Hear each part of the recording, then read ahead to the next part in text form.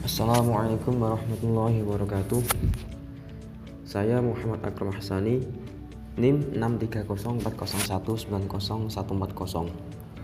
Di sini saya akan mempresentasikan hasil laporan studi kelayakan bisnis Islam dengan judul budidaya kelinci. Baik, langsung saja.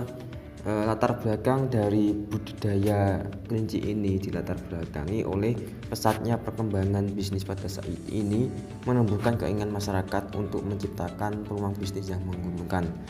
Di Semarang, khususnya Kecamatan Bandungan, perkembangan pada sektor wisata terbilang cukup pesat, sehingga bisnis yang sedang banyak dilakukan oleh masyarakat di Kabupaten Semarang yang merupakan peluang bisnis pada saat ini diantaranya adalah bisnis sektor kuliner, bidang wisata, oleh-oleh, cenderamata, dan lain-lain.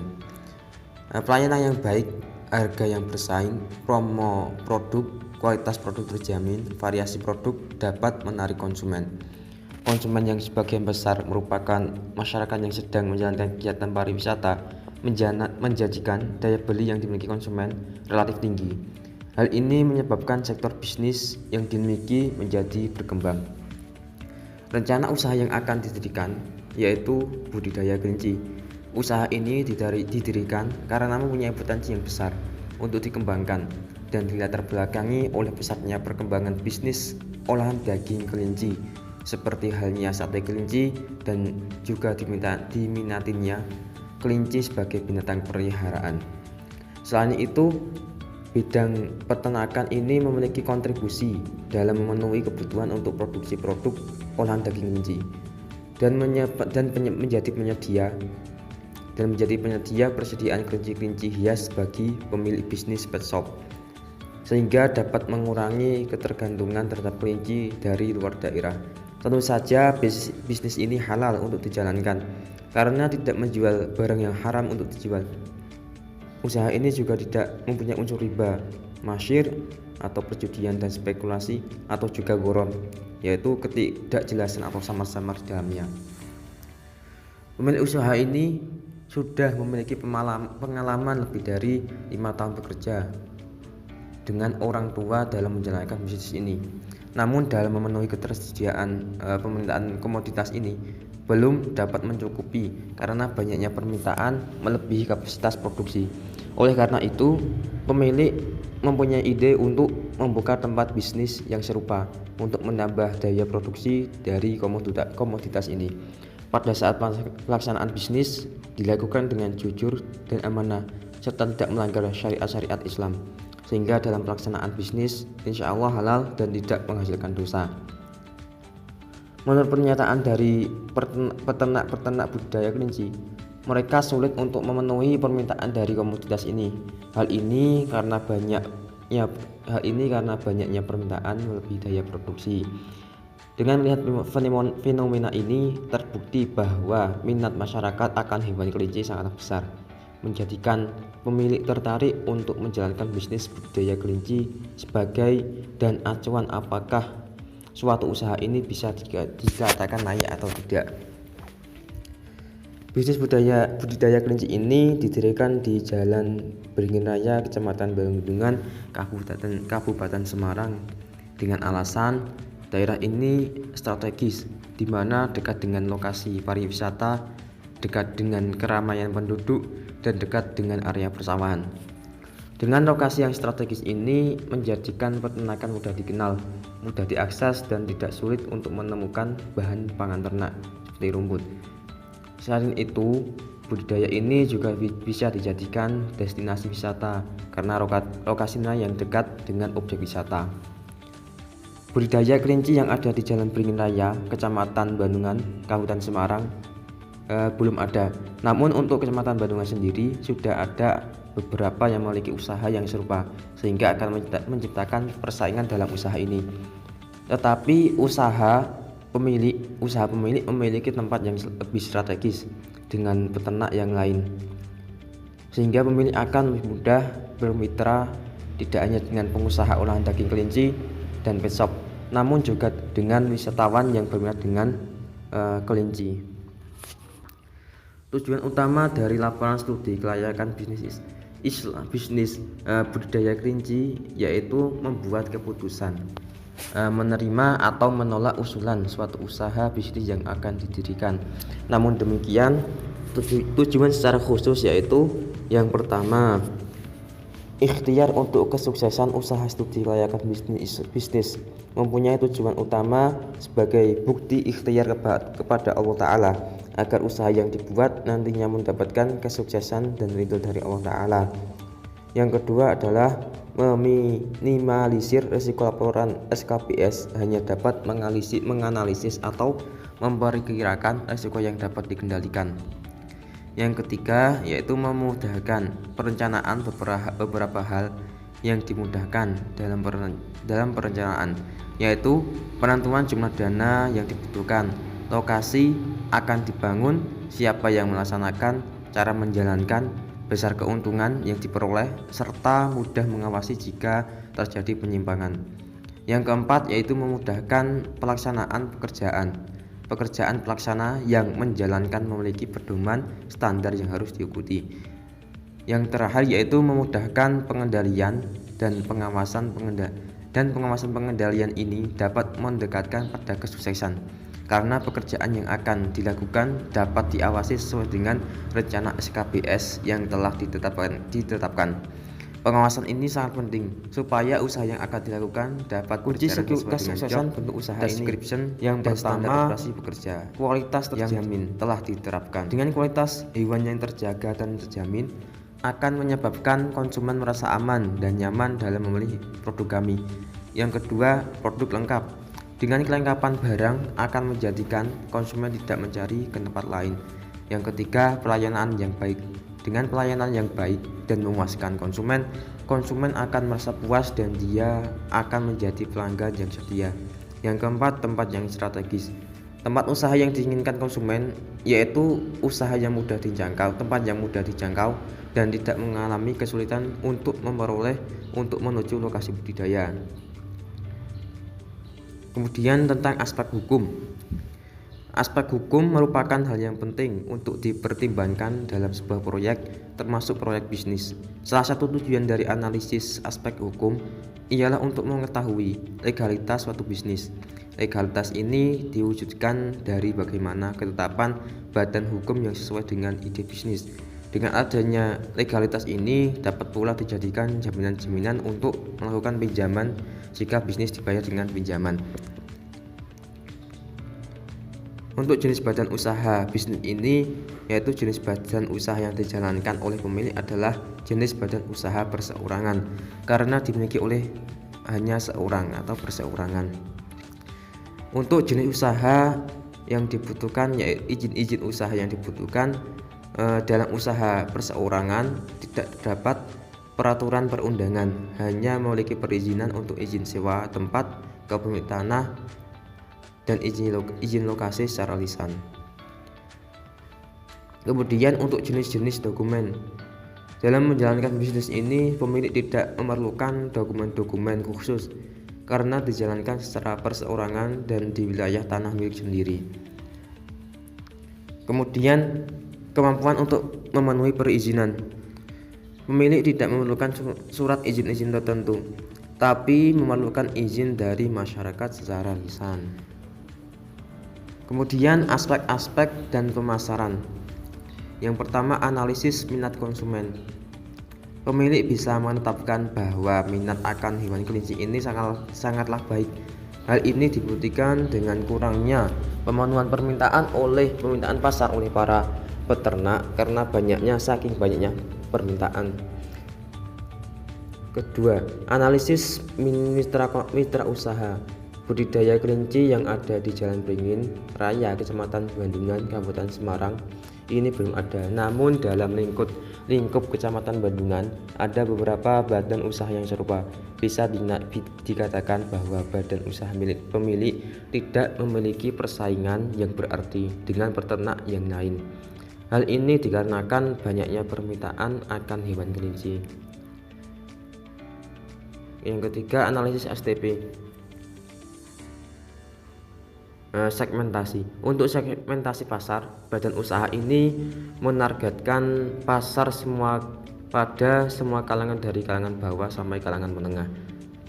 Hal ini dikarenakan kelinci memiliki variasi harga yang berbeda-beda, dari harga yang terjangkau sampai yang terbilang mahal. Untuk target pasar, pemilik menargetkan pasar pada para pemilik usaha olahan daging kelinci dan juga pemilik usaha pet shop. Untuk posisi pasar, badan usaha ini memiliki keunggulan yang tidak dimiliki oleh pesaing, yaitu lokasi usaha yang sangat strategis dan mudah dijangkau karena dekat keramaian penduduk dan objek wisata. 4. Analisis bauran pemasaran syariah. Badan usaha ini halal untuk dijalankan karena tidak melanggar syariat Islam dan ada dalil yang menyebutkan kehalalan daging kelinci. Dalil yang menjadikan pijakan oleh mayoritas ulama atas kehalalan daging kelinci adalah berdasarkan hadis yang diriwayatkan oleh sahabat Anas bin Malik yang artinya diriwayatkan dari sahabat Anas bin Malik bahwa beliau berkata, kami pernah disebutkan menangkap kelinci di lembah Maru Az-Zahron. Banyak orang berusaha menangkapnya hingga mereka keletihan. Kemudian aku berhasil menangkapnya, lalu aku bawa kepada Abu Thalhah dan ia menyembelihnya. Lalu dikirim daging paha depan atau 2 paha belakang pada Rasulullah SAW. Beliau lalu menerimanya. Aku, yaitu Anas, berkata, dan Rasulullah mengkonsumsi dari daging tersebut. Hadis riwayat Bukhari. Produk yang dihasilkan dari badan usaha ini ada daging dan kelinci peliharaan dari berbagai jenis. Untuk prioritas utama dari usaha ini adalah produk kelinci peliharaan, khususnya yang masih kecil berumur sekitar 1 bulan. 5. Nilai. Pemilik menyimpulkan bahwa badan usaha ini akan diterima dan bermanfaat bagi konsumen serta masyarakat. Karena banyaknya permintaan akan hewan kelinci menjadikan bisnis ini cukup diminati masyarakat. Selain itu, produk hewannya, limbah dari kotoran sangat bermanfaat bagi tanah karena terbukti ampuh dalam menyuburkan tanah, sehingga masyarakat yang berkecimpung dalam bisnis pertanian akan sangat terbantu. Untuk perkiraan harga dibanderol dengan Rp200.000 untuk kelinci berdaging dan Rp40.000 untuk kelinci anakan yang akan dijual sebagai hewan peliharaan.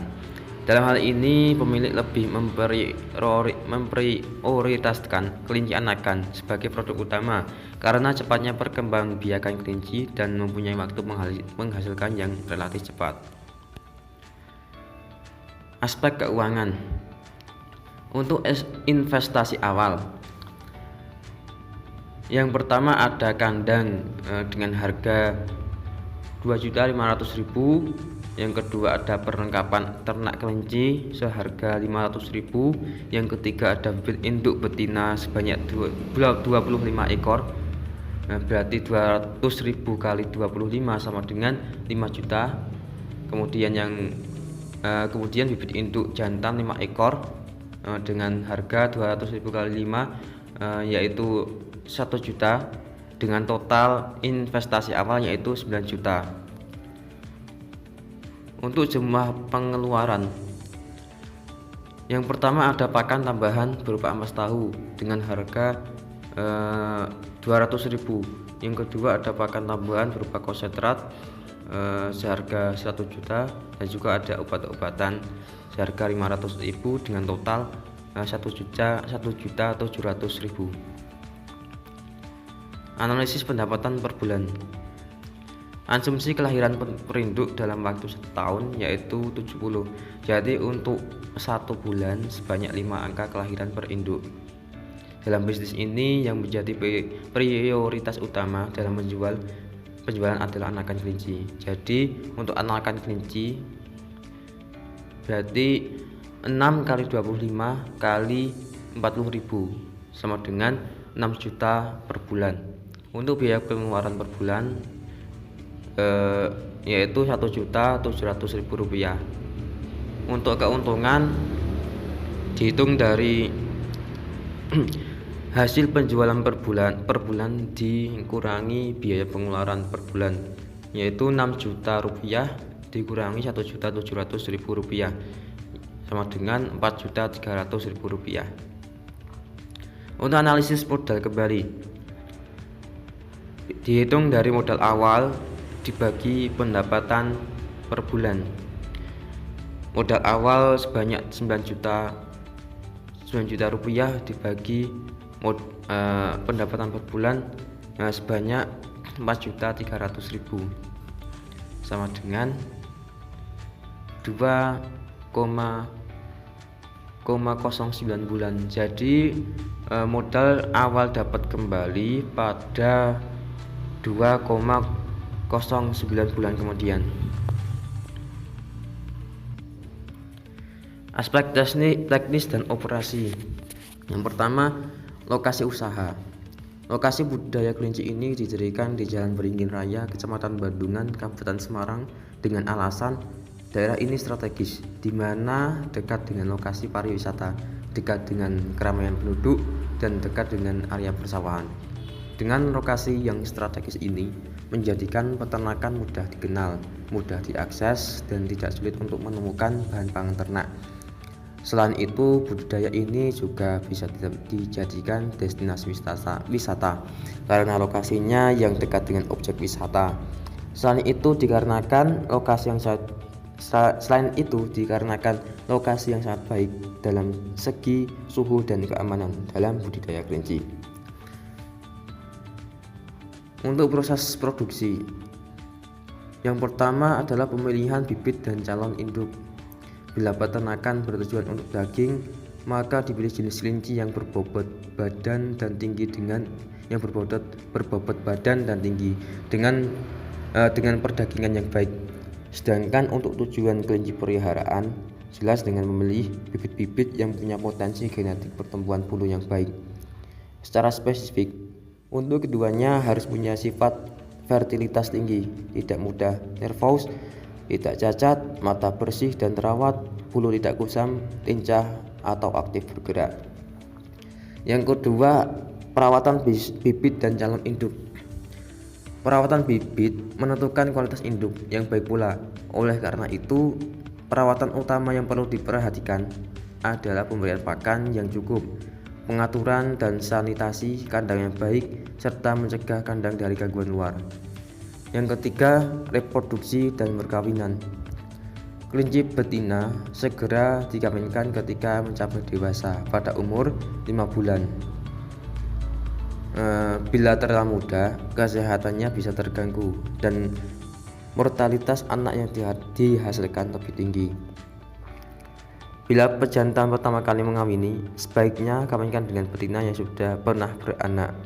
Waktu kawin bisa pagi atau sore hari di kandang pejantan dan biarkan hingga terjadi 2 kali perkawinan. Setelah itu pejantan dipisahkan. Kemudian untuk proses kelahiran. Setelah perkawinan, kelinci akan mengalami kehamilan selama 30-32 hari. Kehamilan pada kelinci dapat dideteksi dengan meraba perut kelinci betina pada hari ke-12 sampai 14 setelah perkawinan. Bila terasa ada bola-bola kecil, berarti kelinci telah hamil. 5 hari menjelang kelahiran, induk dipindah ke kandang beranak untuk memberi kesempatan menyiapkan penghangat dengan cara merontokkan bulunya. Kelahiran kelinci biasanya terjadi malam hari dengan kondisi anak yang lemah, mata tertutup dan tidak berbulu. Jumlah anak yang dilahirkan bervariasi, sekitar 6-10 ekor. Untuk kelinci peliharaan, anakan sudah bisa dijual pada umur 1 bulan. Kualitas produk. Kualitas terbilang baik, bagus dan terjamin karena pemilik menjadikan bisnis ini menjadi bisnis utama, sehingga perhatian pemilik atas budidayanya menjadi sangat tinggi. Selain itu, pemilik juga memperhatikan asupan makan, kesehatan dan juga kebersihan dari budidaya tersebut. Untuk penggunaan teknologi, Penggunaan teknologi dalam bisnis ini terbilang cukup sederhana. Pemilik hanya menggunakan teknologi secara tradisional dan juga memisahkan kandang antara kelinci indukan dan juga anakan. Aspek manajemen dan organisasi. Yang pertama, kemampuan pemilik. Pemilik dari usaha ini sudah dipastikan memiliki pengalaman lebih dari 5 tahun bekerja dengan orang tua dalam menjalankan bisnis budidaya kelinci, sehingga sudah diragukan lagi kemampuan pemilik dalam mengelola bisnis tersebut. Yang kedua, proses fungsi manajemen. Manajemen dalam usaha ini adalah pemilik sebagai pimpinan dan sebagai karyawan. Yang ketiga, jumlah tenaga kerja dan gaji. Dikarenakan usaha ini hanya memiliki satu orang sebagai pemilik dan bekerja, maka seluruh laba yang didapatkan dari bisnis ini dimiliki oleh pemilik. 4. Job spesifikasi.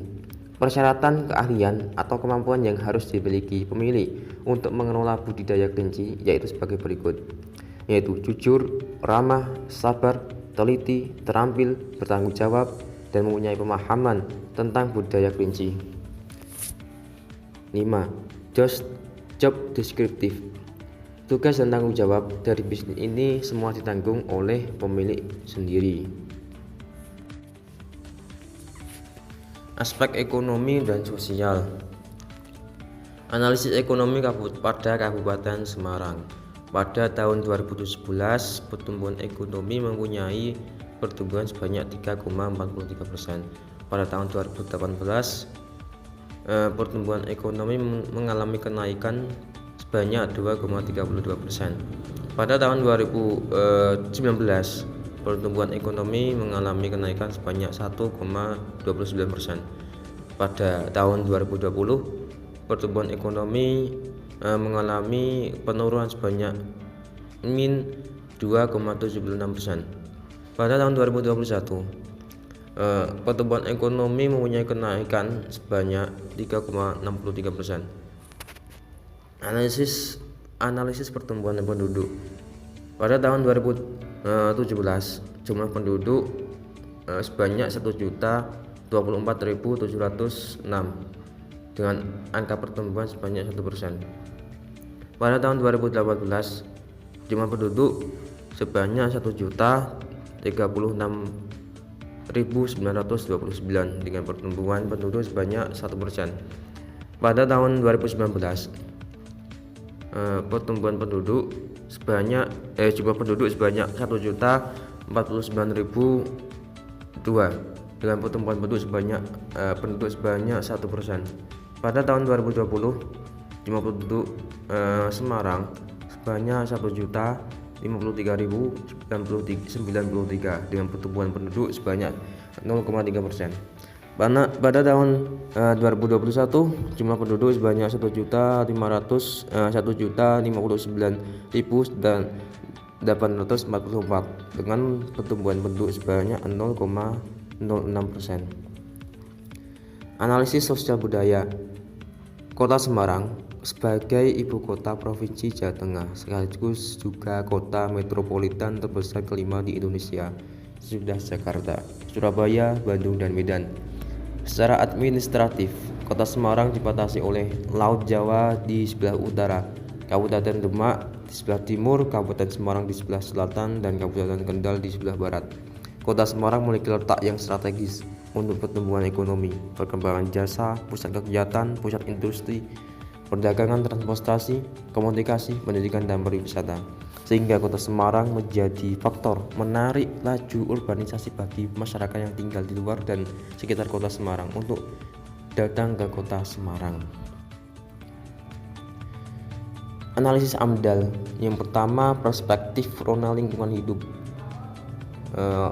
Yang positif yaitu limbah yang dihasilkan oleh kotoran kelinci terbukti sangat baik terhadap kesuburan tanah. Untuk dampak negatif, dengan adanya bisnis budidaya kelinci ini tentu akan mengakibatkan efek negatif seperti bau kotoran yang dihasilkan. Untuk cara menanggulangi dengan adanya dampak negatif seperti bau yang kurang sedap, maka pemilik dapat mengatasi dampak tersebut dengan rutin menjaga kebersihan kandang secara teratur. Kesimpulan dan penutup.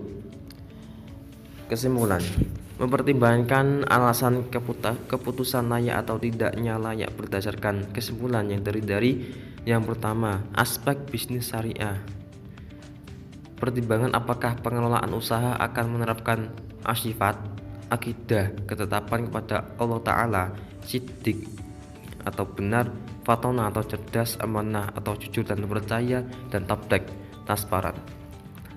Manfaat produk atau jasa untuk masyarakat dinilai secara relatif. Kedua, aspek ekonomi makro. Untuk pertimbangan peningkatan pertumbuhan ekonomi dalam keadaan sosial budaya masyarakat dinilai secara relatif. Yang ketiga, aspek manajemen sumber daya manusia. Pertimbangan kemampuan dan pengalaman pengelola serta kemampuan karyawan jika ada dinilai secara relatif. Yang keempat, aspek manajemen operasional. Pertimbangan lokasi usaha nantinya apakah strategis dinilai secara relatif. Yang kelima, aspek manajemen pemasaran. Pertimbangan minat konsumen dari hasil analisis pemilik dinilai secara relatif. Yang keenam, yaitu aspek manajemen keuangan. Pertimbangan hasil penilaian investasi dalam perspektif Islam. Nilai hasil perhitungan tidak layak diberi nilai 0. Keputusan penilaian kelayakan investasi, hasil keputusan layak apabila nilai minimum 60. Aspek analisis. Yang pertama, ekonomi syariah.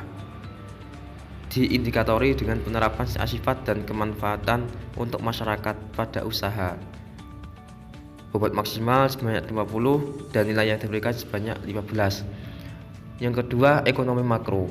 Pertumbuhan ekonomi dengan indikator pertumbuhan ekonomi dan sosial budaya dengan bobot maksimal sebanyak 10 dengan nilai yang diberikan sebanyak 7. Yang ketiga, manajemen sumber daya manusia dengan indikator kemampuan dan pengalaman pengelola dengan bobot maksimal sebanyak 15 dan nilai yang diberikan sebanyak 12. Yang keempat, manajemen operasional dengan indikator lokasi usaha yang strategis dengan bobot maksimal sebanyak 15 dan nilai yang diberikan sebanyak 11. Yang kelima, manajemen pemasaran. Diindikatori dengan minat konsumen dengan bobot maksimal sebanyak 20 dan nilai yang diberikan sebanyak 17. Untuk manajemen keuangan dengan indikatori hasil penilaian kelayakan investasi dengan bobot maksimal sebanyak 20 dan nilai yang ditetapkan diberikan sebanyak 20. Dengan hasil-hasil itu maka hasil usaha ini memiliki poin sebanyak 82 dari bobot maksimal sebanyak 100. Maka hasil keputusan kelayakan usaha ini bisa dikatakan sebagai usaha yang layak. Sekian dari saya tentang laporan studi kelayakan bisnis Islam dengan judul budidaya kelinci. Selebihnya atau kekurangannya saya minta maaf. Sekian, wassalamualaikum warahmatullahi wabarakatuh.